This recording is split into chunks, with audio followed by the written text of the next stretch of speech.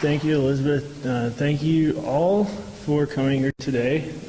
Thank you, St. Andrews, for this award. I'm very honored. Sorry I couldn't bring my dog with me.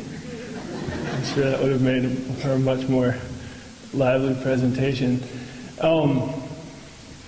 When I was in college, I read a very long, very wonderful philosophical novel by Marcel Proust called In Search of Lost Time.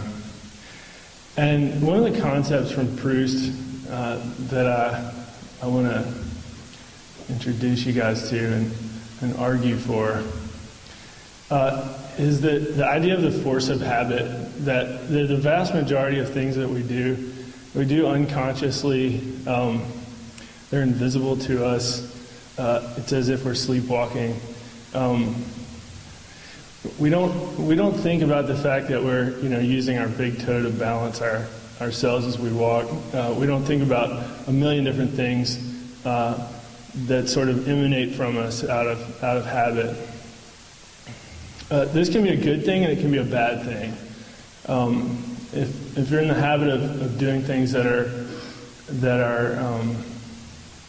good things, that are good for you, they can become very, very powerful forces in your life. And if you're not in that habit, then it can be a powerful drag on your spirit, and your inertia can be a force that works against you. I was talking to my sweetheart Olivia, who's here this morning, right here, about this speech, and she said, Charlie, I think the theme you're trying to express is to keep moving. So let me tell you a little bit about my strange, eccentric career and the things that I've done in my 20s that have landed me where I am. A year and a half ago, started Two Run Farm, which is about the third or fourth farm project that I've started. But it's done very well in the past year. It's by no means a success yet, but we made a profit last year in our first year of business, so things are going well.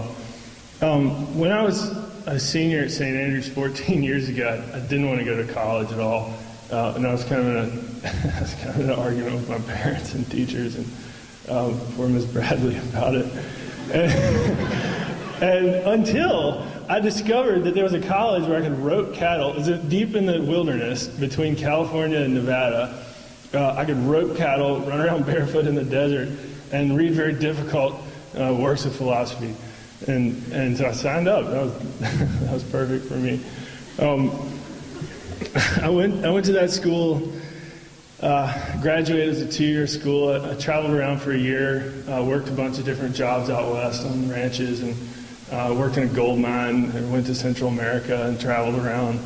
And then I went to Yale because it was the school that gave me the most money in scholarships and grants. At Yale, I went to Cuba to study agroecology. I was still interested in agriculture, still am, obviously. I played horse polo when I was at Yale. I mucked out the horse stalls to pay my team dues.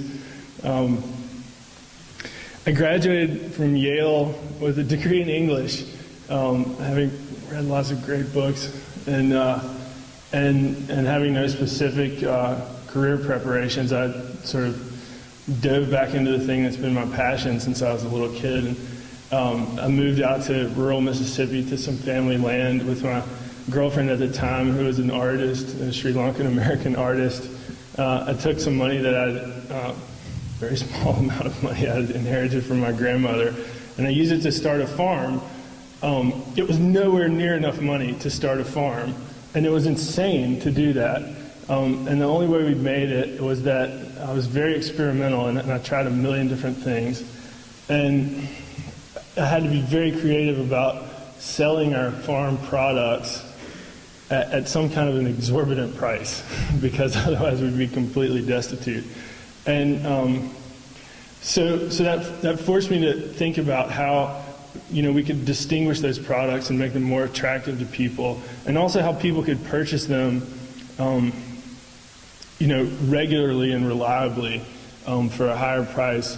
So we raised organic vegetables and flowers and chickens and ducks and turkeys and geese. And we used that concept of the force of habit to force our customers to come back to us every week. We made them sign up for a buying club, a subscription service, and we said, if you pay me $200 a piece at the beginning of the season, I'll give you a basket of vegetables worth $25 every week.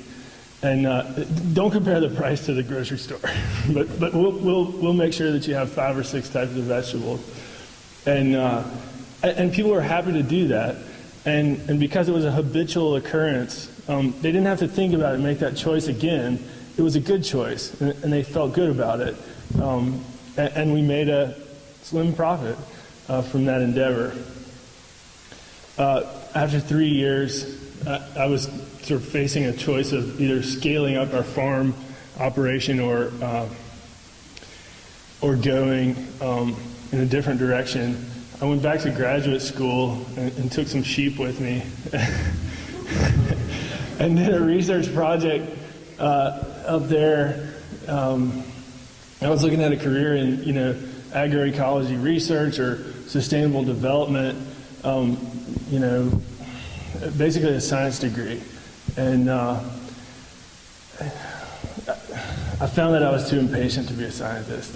Science is about long periods of research and very, very small, very glittering, brilliant moments of insight.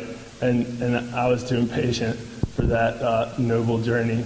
And I moved back to Mississippi and restarted the farm. And I felt I could make a bigger difference just as a business person, as an entrepreneur in this eccentric developing field of sustainable agriculture. So once again, that insight of the force of habit has become the real engine for our growth as a company. What we do is we raise beef and lamb in a sustainable way. It's locally grown, free range beef and lamb, and then we take the animals each week to the slaughterhouse and custom butcher them into artisanal cuts of meat, and we market those to restaurants. And the purpose of the marketing really is to create loyal customers that have a standing order. So that they say every week, I want you to bring me 2 ribeyes and 14 lamb chops. And so when they make that commitment to you, suddenly their force of habit becomes like your life bread, And on the flip side, our force of habit is to become complacent, and we have to fight against that all the time. We have to think of new, innovative, interesting ways to approach the same problem that we've been facing all along, which is just how to make a living as a small farm. So that's a constant challenge. It requires a lot of persistence to continue to push the envelope and make those customers satisfied. But it also requires a lot of curiosity, because if you have too much persistence, you just do the same thing over and over. And if you have too much curiosity, then you sort of fly about and never follow through on anything. So I think a balance of those two traits is really the most important thing you can have, and really, like, your success doesn't directly depend on your academic success at all. It depends on those two qualities, and sometimes they do correlate with academic success. If you're persistent and very curious, that sometimes leads you to be a good student. But whatever you do, those are the most important. Those are the most important sort of character traits that you have to cultivate. I would say the worst reason to do anything is because your friends are all doing it.